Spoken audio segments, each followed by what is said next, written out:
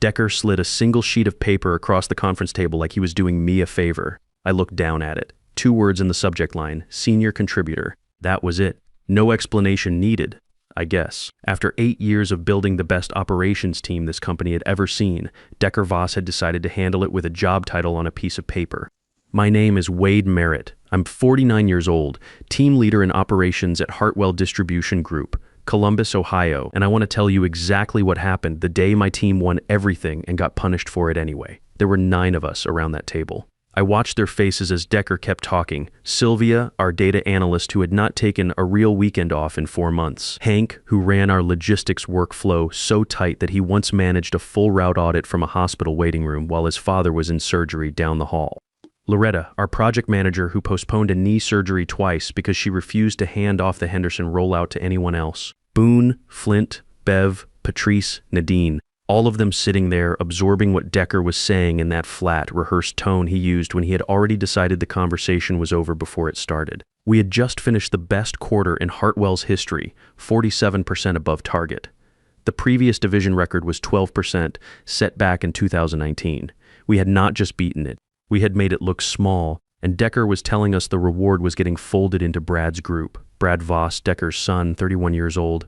3 consecutive quarters of missed numbers. Effective next Monday, Decker said, straightening his cuffs, your group will be absorbed into the Brad Voss division. Wade, you'll transition into a senior contributor role reporting to Brad directly. Nobody said anything for a moment, the kind of silence that has weight to it. Flint broke it first. He's our business development guy, not usually the one to speak up in meetings, but he leaned forward and said, so we hit 47% above target. The previous record was 12%, and the response is to put us under a group that missed numbers 3 quarters in a row.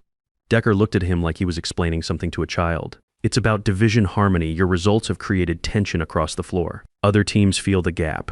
Bev, our risk analyst, said quietly, so we're being punished for doing our jobs too well. I wouldn't use the word punished. I had heard enough. I stood up, picked up my notebook, did not rush, did not raise my voice. Everyone on my team, I said, my office. Right now, Decker started to say something about the meeting not being finished. I was already at the door. They followed me out single file, nobody talking. We walked down the hall and into my office, 9 people in a space that comfortably fits maybe 4. I closed the blinds, locked the door, turned around and looked at them. Flint dropped into the chair in the corner. Is this the part where you tell us to stay positive and trust the process? No, I said. This is the part where I tell you something that doesn't leave this room, that got their attention. I leaned back against my desk and looked at all of them. These were not just employees. Sylvia had flown home from her sister's bachelorette weekend to finish a data pull we needed for the Henderson presentation. Hank had run a full compliance audit over Christmas. Loretta had said more than once that she considered this team the best job she'd ever had. They deserved the truth. 5 months ago, I said, when we started consistently breaking records, I noticed something. I started asking around about other high-performing teams at Hartwell over the years. What happened to them? I paused. Every single one of them got absorbed, reassigned, or quietly broken up within 18 months. Always during a restructure. Always under Decker's watch. Boone straightened in his chair. He had worked in compliance before joining us, and he had the look of a man connecting dots he had suspected for a while. So I made a call, I said. Gerald Holt, 71 years old, semi-retired, the man who started Hartwell with 3 trucks and a warehouse lease in 1987 and built it into what it is now. Most of the newer people on our floor had never met him. Some of them thought he was mostly just a name on the building. I had met him once about 3 years ago at the company's 35th anniversary dinner. We ended up at the same table and talked for almost an hour about logistics, about building crews, about what it actually takes to run operations that hold up under pressure. He gave me his card before he left. I kept it in my desk drawer and thought about it maybe twice a year. 5 months ago, I used it. I called him on a Tuesday evening and told him what I was seeing, the pattern, the numbers. The way high performance at Hartwell seemed to have a ceiling nobody talked about out loud. He went quiet for a long moment. Then he said, I have been watching the same thing for 4 years. I just needed someone on the inside who was willing to document it. We did not have to manufacture anything. We just kept doing what we were already doing, and we kept records of everything. Every metric, every decision, every communication. We let the operation run, and we waited to see how leadership would respond to genuine excellence. Today we had our answer. I looked around the room. There are 9 offers in this drawer. I pulled out the folder and set it on the desk. a subsidiary fully backed by Gerald. Positions for every one of you at 28% above your current base salary, plus equity. The operating agreement has specific language protecting against penalizing high performance. We would each own a piece of what we build. The room was very still. Boone spoke first. What's the catch? The catch, I said, is that it's real, it's ready, and Decker has no idea it exists. Hank had been quiet through all of this. He looked up. How long have you been sitting on this? Long enough to know today was coming, I said. I didn't know exactly when, but I knew. Sylvia raised her hand slightly, which she never does. There's something else you should know. She pulled out her phone and showed me a screenshot of a folder directory. Week 8 of the Henderson project, I set up an automated sync. Every file, every data record, every performance metric, continuous backup to an encrypted personal drive. Timestamps. She looked around the room. I had a feeling. Patrice said slowly, does Decker know about the backup? Sylvia smiled. It was the first real smile I had seen from anyone in the last hour. He does not. I told them to take the weekend, read the folder, ask me anything. Whatever they decided, keep it quiet until we moved. Monday morning, I got up at 6, made coffee, sat at the kitchen table, and went through the offer one more time. Not because I had any doubts, but because I wanted to be sure I could answer every question they might come back with.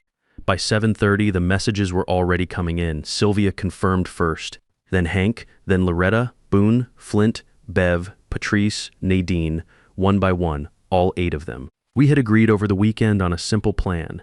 Everyone would draft their resignation letter Friday night. We would schedule them to send at exactly 9 a.m. Monday using the delay send function in our email client. That way, no one could be pulled aside and talked out of it before the others had a chance to submit. At 9:02 a.m., HR had 8 resignation letters sitting in their inbox. I heard Decker's office door slam at 9:13. He called me in before 10. I had never seen him look the way he looked that morning. Not panicked exactly, but close to it. The kind of expression a man gets when he realizes the thing he thought he controlled has already left the building. Whatever they've offered you, he said, I will match it, all of you. Name the number. It's not about the number, Decker. Then what is it about?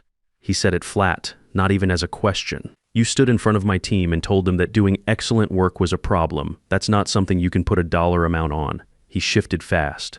The desperation hardened into something colder. You'll regret this, all of you. I picked up my notebook from the chair.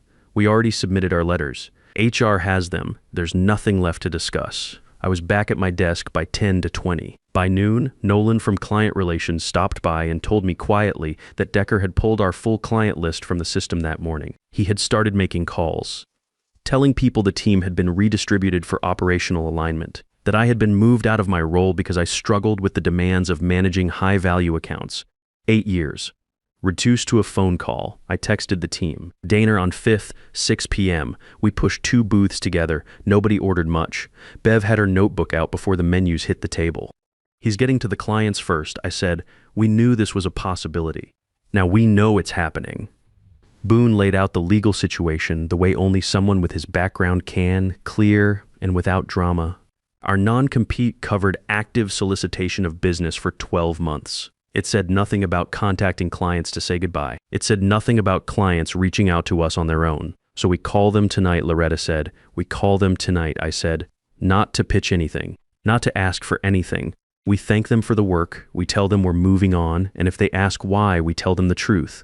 No embellishment, just what happened. Flint looked around the table. And if they ask where we're going, we tell them we can't solicit business. We leave it there. We split the list between us. By 7 p.m., we had dispersed across the city. I took our 3 largest accounts myself. Sat in my car in the diner parking lot and started with the biggest one first.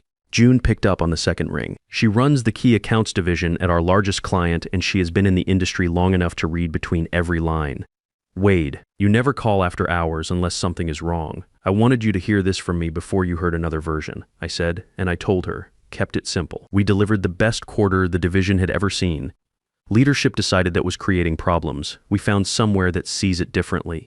When I finished, she was quiet for a moment. Then she said, that explains the call I got from someone named Decker this afternoon. He told me your team was being restructured and that you had been reassigned due to performance concerns.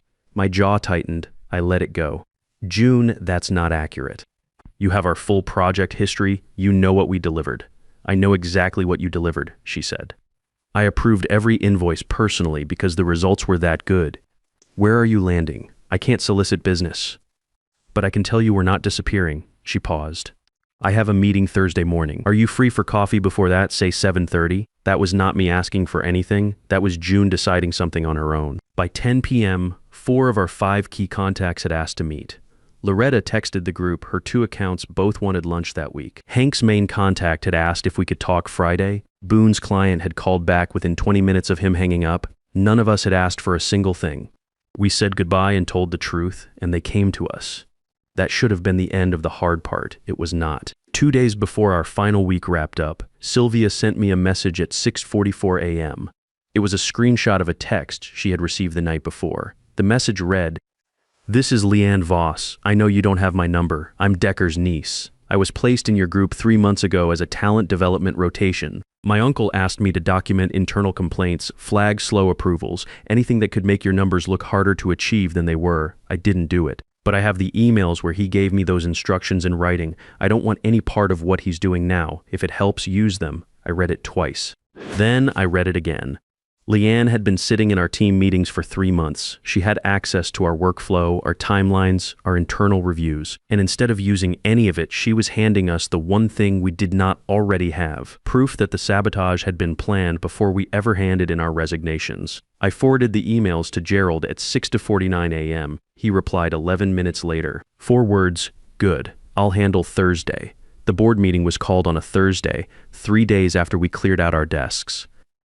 Ride Mercer, a board director I had spoken to maybe twice in 8 years, called me personally. His voice was the kind of controlled that told me he had made a lot of calls like this one before. "Wade, we've received a formal complaint from Decker Voss. Allegations include coordinated client solicitation, misuse of proprietary data, and violation of non-compete terms. The board is convening at 11 a.m. Your presence is required." I told him I would be there. I drove to the office alone, did not tell the team until I was already in the parking garage. I did not want anyone showing up and making it look like we had staged something. I texted Sylvia, "Board meeting this morning." "Stand by," she replied in under a minute. Already standing by. The boardroom was on the 9th floor, a room I had been in exactly once before, for a division review 3 years ago. 12 board members around a long table. Decker was already seated at one end, looking like a man who had rehearsed this morning for a week. He had a folder in front of him and the kind of composure that comes from thinking you have already won. Reed gestured to the chair at the opposite end. I sat down. "Wade, thank you for coming on short notice. You've seen the nature of the complaint. Decker, please walk the board through your findings." Decker opened his folder and started talking. He had put together a presentation. Printed call logs showing our team had contacted clients after hours on a Tuesday. Calendar screenshots with 4 client meetings highlighted. A summary document framing the whole thing as a coordinated extraction campaign. Then he pushed a set of spreadsheets across the table. "These are the actual performance records," he said. "Not the numbers Wade's team reported internally, the raw data from our central system. Timelines missed, budget variances, projects that were signed off as complete but left significant follow-up for other divisions." I looked at the spreadsheets. I had never seen them before, not because they were new, but because they were not real. Every number on those pages had been changed. "Those records are fabricated," I said. "They're from the company database," Decker said. "Entered by your team leads over the past 2 quarters. Willa, the CFO, leaned forward. She had her reading glasses on and was going through the pages carefully. "Wade, these show the Henderson rollout came in 11 days late and 14% over budget. Your internal reports showed it finished ahead of schedule." "Because it did," I said. "What you're looking at has been altered." Decker spread his hands. "The system doesn't alter itself." Reed looked at me. "Do you have anything that contradicts what we're seeing?" "Yes," I said. "May I?" He nodded. I opened my laptop and pulled up my email. Sylvia had sent a package at 10:51 a.m., 9 minutes before the meeting started. I had not even had time to open it in the parking garage. I opened it now. The file contained 3 things. Our original archived records with full authentication timestamps, a side-by-side comparison against Decker's version showing exactly which numbers had been changed and by how much, and a system access log. I connected to the room's display and put it on the main screen. Week 8 of the Henderson project, I said. Our data analyst set up an automated backup sync to a personal encrypted drive. Every record, every file, every metric, timestamped at the point of creation and updated continuously. I scrolled to the access log. This is the company's own system record. It shows that on Friday night at 11:47 p.m., someone logged into the operations database using their personal credentials and modified 23 records across 2 quarters of project files. I let the room read the name on the log. Decker Voss. The room went quiet in a way that felt different from regular quiet. Willa took her glasses off. She looked at the screen for a long moment, then looked at Decker. He opened his mouth. That log could have been generated by anyone with access to the system settings. This is a setup. The login credentials are yours, I said. The timestamp is 11 to 47 p.m. on a Friday. The 23 records that were changed correspond exactly to the ones in the folder you just handed to this board. Reed said, very evenly, Decker, would you like to respond to that? Before Decker could say anything, the boardroom door opened. Gerald Holt walked in. He moved a little slower than he probably used to, leaning slightly on a cane, but the room shifted the way rooms do when someone with real authority enters. Half the board members straightened without realizing they were doing it. Sorry for the interruption, Gerald said.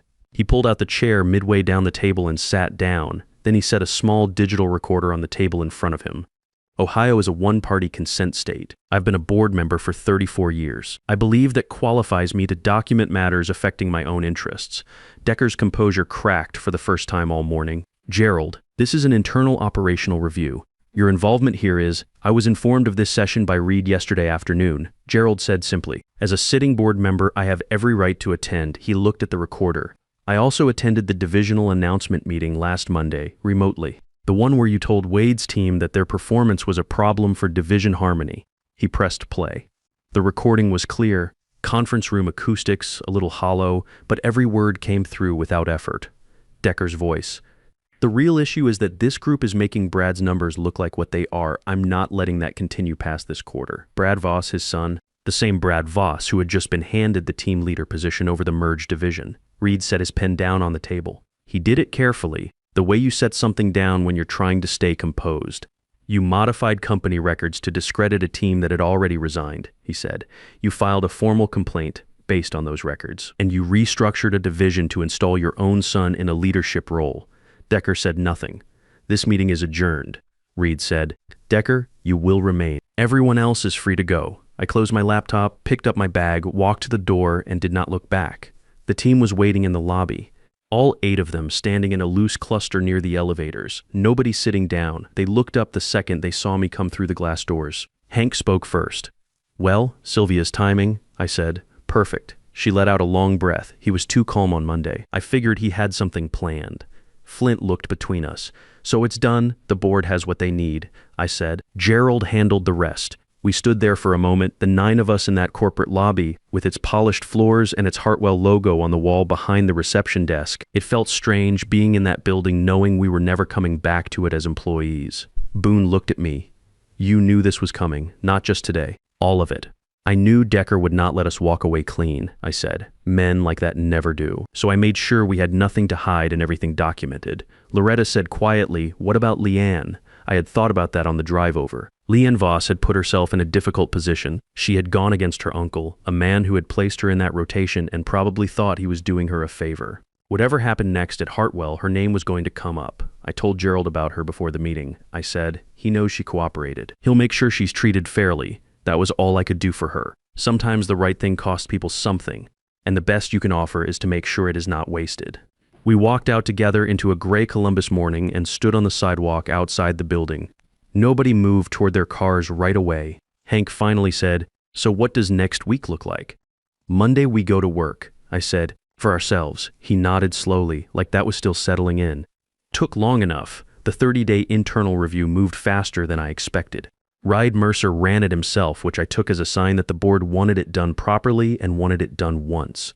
The findings were not complicated. Decker had modified company records. He had filed a formal complaint using those records as the basis. He had restructured a division to benefit his own son without disclosing the relationship to the board. 3 separate violations, each one sufficient on its own. Decker Voss was terminated at the end of the review period. His position was eliminated. Brad Voss was removed from the team leader role and reassigned. The entire middle management tier went through a structural review, and within 2 months, Hartwell had redesigned its division leadership around what they were calling innovation hubs, smaller autonomous teams with direct reporting lines to senior leadership, no intermediary layer sitting between good work and the people who could recognize it. I heard about all of this secondhand, mostly through Gerald, who stayed in regular contact. He seemed satisfied in the way a man gets satisfied when something he has been trying to fix for years Finally gets fixed, not excited, just settled. Our venture launched on a Monday in late October. We had an office on the second floor of a building in the short north. Nothing fancy, good light, room for the 8 of us to work without sitting on top of each other. Sylvia had set up our data infrastructure over the prior 3 weeks. Boone had the operating agreements finalized. Loretta had a project board on the wall by Friday of the first week. Our first major project came in through June, who had brought 2 of her colleagues from other divisions along when she made the switch. We finished 3 weeks ahead of the contracted timeline. The client sent a note to Gerald directly, which he forwarded to me with no comment. He did not need to add one. By the end of the first quarter, 11 client accounts had come over. Not because we had chased any of them, because word moves through an industry the way water moves through anything. It finds the open spaces. People talk to each other. They ask who they can trust. Our name kept coming up. 6 months in, Reed Mercer sent me an email on a Tuesday afternoon. The company was holding its annual leadership summit in the spring. He wanted to know if I would be willing to speak. The topic he suggested, how to build and retain high-performing teams before they decide to leave. I read the email twice. Then I called Gerald. "You gonna do it?" he asked. "Yeah," I said. "I think I am." "Good, tell them the truth." That is usually enough. The night before the summit, Hank and I drove over to the venue to check the setup. We stood at the back of the empty room looking at the stage and the rows of chairs. "You know what you're going to say?" he asked. More or less, he was quiet for a moment. "You knew from the beginning how this was going to go, didn't you?" "I knew Gerald would listen if I called," I said. "I knew our work was real and documented. Everything else, Decker chose that himself." Hank nodded. One call. We drove back separately. I sat in my car in the parking garage for a few minutes before heading home, not processing anything in particular, just sitting with it. If you have ever put in the work, done the job right, covered for your people when it mattered, and still watched someone move the goalpost on you, then you already know what this story is really about. It is not about revenge. It is not about winning. It is about refusing to let someone else define what your work is worth. You do not need to blow anything up. You do not need to make a scene. You need the truth. You need documentation. And you need one person in the right place who is willing to listen. I was lucky that person picked up the phone. If you're sitting on something like this right now, find that person, make the call. The longer you wait, the more ground the other side gains. Excellence does not have to apologize for itself, and neither do you.